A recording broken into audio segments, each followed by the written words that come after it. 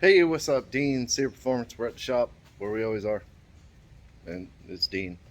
Um, but we got a lot done. I got the turntable all finished up. I got the bearing mounted dead center. Um, kind of made all these little supports, made a plate with a bearing underneath right there, and then that is a solid rod of aluminum with some spacers I had to use for the bearing diameter, but it goes all the way down to the frame, so that basically when this giant ball sits on there, all the weight is transferred through to that pole plus dispersed out onto the table, which is all fully mounted.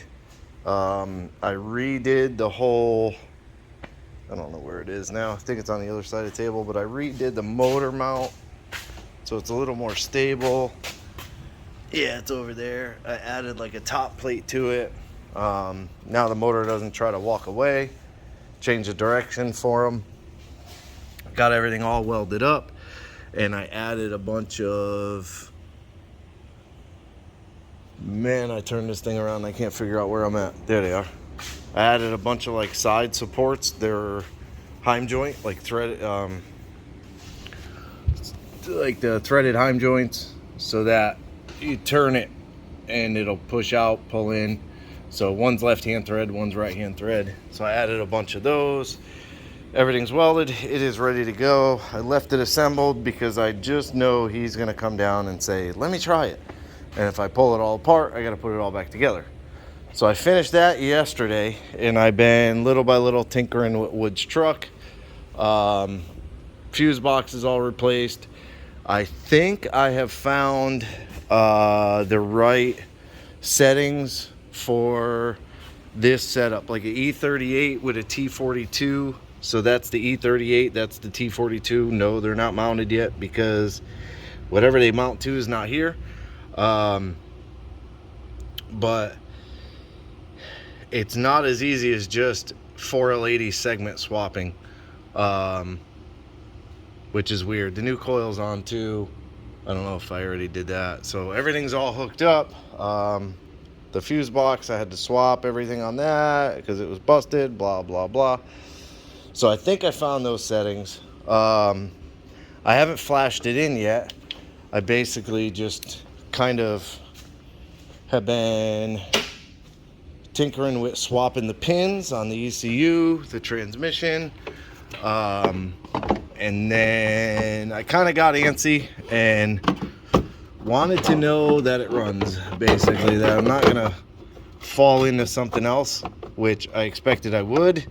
And just so happens I did. And this fuse box doesn't like to go down for whatever effing reason. God, there it goes. There it goes. There you go. Yeah, sit down there. So I hooked the laptop up, keyed it on. I had no fuel pressure right off the bat, but I could hear the relay out here clicking. So I went underneath the truck. Hold on. Okay, so I went underneath the truck, and this loom was sticking out the front. And if you remember, this hose, which I bitched about this guy doing, ran outside of the tank mount right here. Turn the light on. It ran outside the tank mount. Then he had the differential vent tube pinched up in here, but you can see the harness is pulled open. So that loom ran back and over a wire, and I yanked it out, got up on the ladder and looked. Immediately I saw this section right here was pregnant, had a big lump in it. So I dropped the tank far enough, I cut the tape off of it, and this is what I found. Another genius idea. The guy put the regular fuel pump wire through here and then fed this wire in and smashed it down and cut the wire. So that's why I had no fuel pump. But I could trigger this and it would turn the fuel pump on, which was kind of funny. So I got that sorted out. Yeah, I got the harness pinned. I got the second speed input. Well, it would be the forward, the turbine speed. So that one goes to that sensor right there. And then this is your output speed sensor, if that's what you want to call it. I don't really know. So I got all of that done. Park neutral switch is in park. Still don't have the O2 sensor for that side, which sucks. But I got the fuel line done on this side. I still need to figure out where they're going. And I think what it is this one runs up to the intake and actually does tee off to this canister something pressure valve thing. I don't know, solenoid. But with that done, I'll put it down, take the locks. I hate leaving this truck up on the lift overnight, so I try not to. Just gotta watch I don't hook the plug. Okay.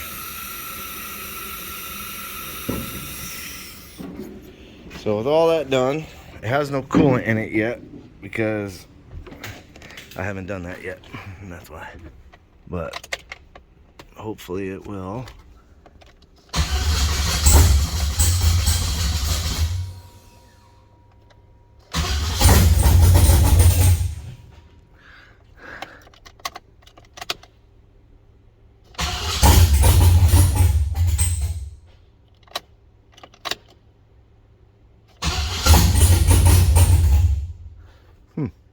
So it runs, doesn't stay running.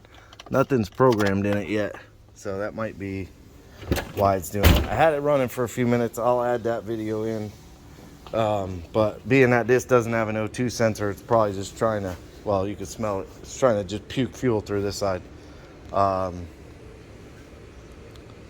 So it runs. I got it running. So I can pretty much still waiting on the transmission. Something's going on with that. So worst case, I have a spare transmission 4L80.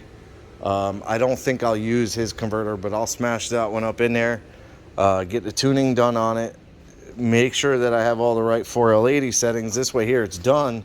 As soon as I get the new transmission, I could stick it up on the lift, stab that one out, or rip that one out, stab that one in, and I'll be able to move it in the meantime, because as of right now it's kind of at a standstill with it, other than doing the O2 sensor and, you know, maybe running it or whatever. Oh, I did put the 6.0 flex plate with the spacer.